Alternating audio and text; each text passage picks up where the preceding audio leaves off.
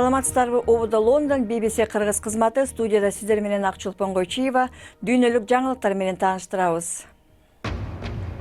Орусиянын тышкы иштер министри BBC менен эксклюзив маегинде Батыш менен мамилелер кансы согуш учурундагыдан да начар болуп кетти деди. Биз батыштагы досторубузга болгон ансыз эле алсырап калган ишенимибизди жоготтук. АКШ чалгындоо кызматынын мурунку жетекчиси Джеймс Коми билдиргендей, Дональд Трамп президент болууга моралдык жактан ылайык эмес. Аны Орусия оңой эле кайырмакка илип алат. Бир жыл мурда жыргалаңдын жээгинен табылган мамонттун сөөгү Кыргызстанда сенсациядай эле кабыл алынган. Азыр ал кайда болду экен? Орусиянын тышкы иштер министри Сергей Лавров BBC менен эксклюзив маегинде Батыш менен мамилелер кансыз согуш учурундагыдан да начарлаганын билдирди. Сергей Лавров 6-күнү Сирияга каршы жүргүзүлгөн ракеталык аткылоо химиялык чабуул деп болжонуп жаткан окуяны тергөө аягына чыкмайынча токтой турушу керек болчу деп билдирди. Эл аралык тергөөчүлөр окуя болгон жерге кире элекпиз деп билдиришти. АКШнын аскер кемелери Кызыл деңизде бара жатат. АКШнын коргоо бөлүмү Сириядагы аба чабуулдарды көрсөткөн жаңы тасмаларды чыгарды. Бул жерде Tomahawk ракеталары америкалык субмаринадан атылганын көрсө болот. Пентагондун айтымында ар бир бомба жана ракета Сирия өкмөтүнүн химиялык куралдарды жасаган заводдорду бутага алды.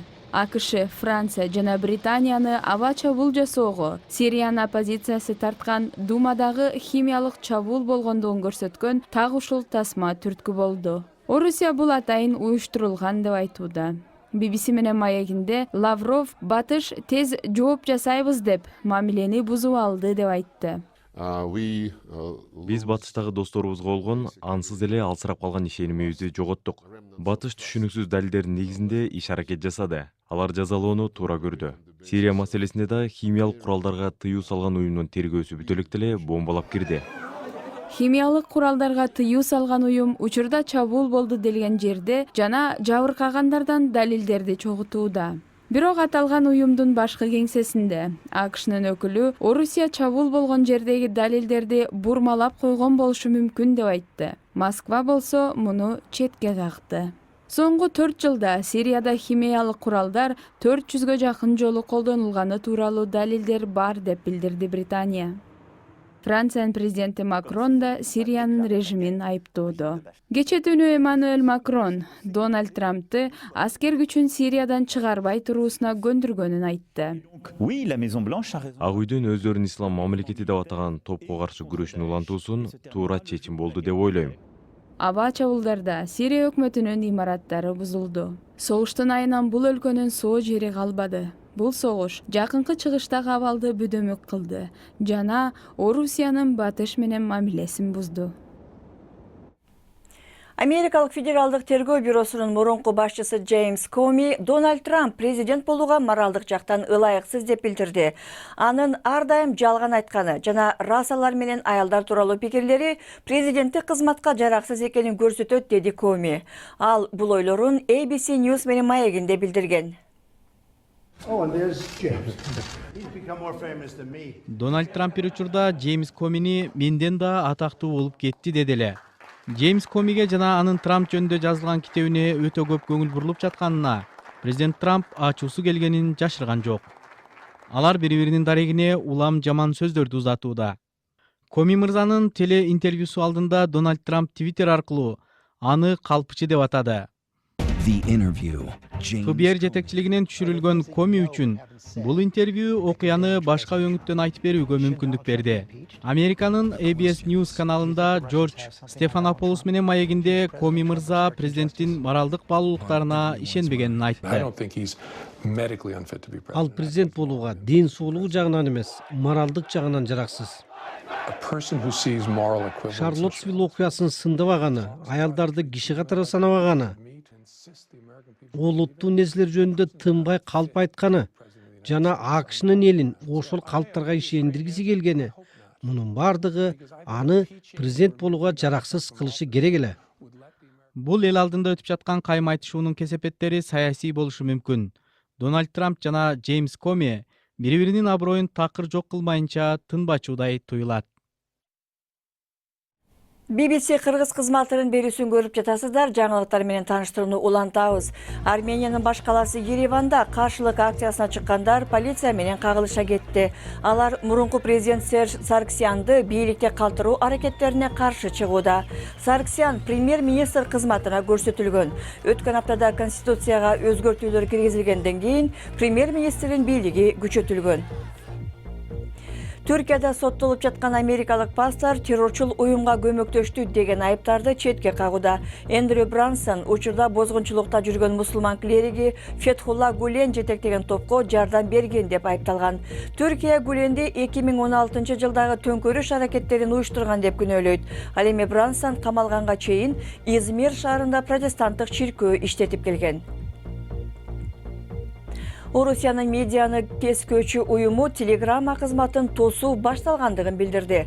Шрифт менен корголгон кат жазуу үчүн түзүлгөн телеграмма кызматы жарандардын жеке маалыматын коргоп, Орусиянын чалгындоо кызматына бул шрифттерди ачуудан баш тарткан. ФСБ болсо бул маалымат террорчуларды кармоо үчүн керек деп талап кылган.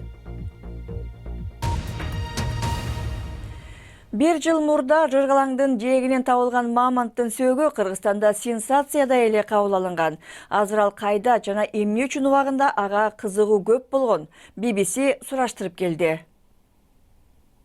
Ак сууда балдар тапкан мамонттун баш сөөгү. Жергиликтүүлөр интернетке жайган сүрөттөр.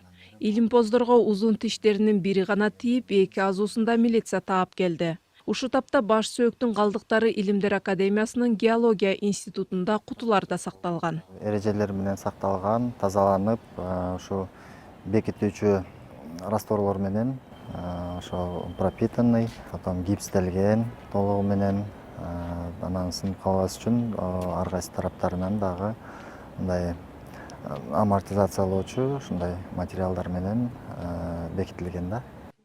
Табылган сөөк изилден элек. Каражатта керектүү заттар да, адистер да жок. Изилдөөдөн мурда жасалчу жумуштар да башталган эмес. Изилдөөдөн мурун толугу менен тазалап, сынып, жаракат болгон жерлерин баарын бириктирип, калыбына келтирип алып туруп, анан биринчи изилдеп, анан изилдегенден кийин анан музейге койсок болот.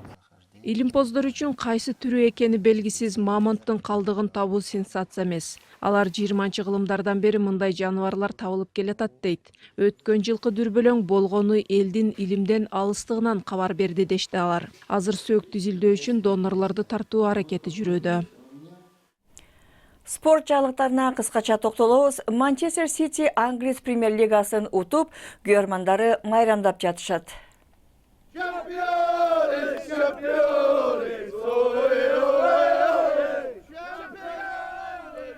Пеп Гвардиоланын жигиттери топ теппей туруп эле утуп алды десек болот. Анткени экинчи орундагы Манчестер Юнайтед кечээ өз талаасында 1-0 менен Вест Бромдон утулуп калды. Сити 7 сезондо 3 жолу премьер-лиганы утту. Алтын жээкте шериктештик мамлекеттери өткөргөн оюндардын салтанаттуу жабылышы болуп өттү. Оюнду өткөргөн Австралия медалдардын көбүн утуп алды. Өлкө жеңип алган 198 медалдын ичинен 80 алтын медаль болду. Экинчи орунда Англия, андан соң Индия, Канада, Жаңы Зеландия келатат. Жаңылыктардын соңунда Лондондо ушул күндөрү королева жашаган Букингем сарайы кечкисин мынаудай болуп кубулууда. Шериктештик мамлекеттер айлана чөйрөнү коргоо үчүн кабыл алган долбоорду даңазалап, Букингем сарайынын бетине тропикалык токойдун элестери түшүрүлүүдө. Ушул аптада Лондондо Британ шериктештиги мамлекеттеринин лидерлери жолугушат. Бул жана башка жаңылыктар биздин интернет сайтыбыздын башкы бетинде турат. Биздин дарегибиз bbc-kyrgyz.com. Сайтыбыздан жаңылыктарды окуп, радиосу дагы уга аласыздар. BBC Кыргыз деген дарек боюнча бизди Facebook'tan tapsanızlar bolot. Salamatla olunuzlar.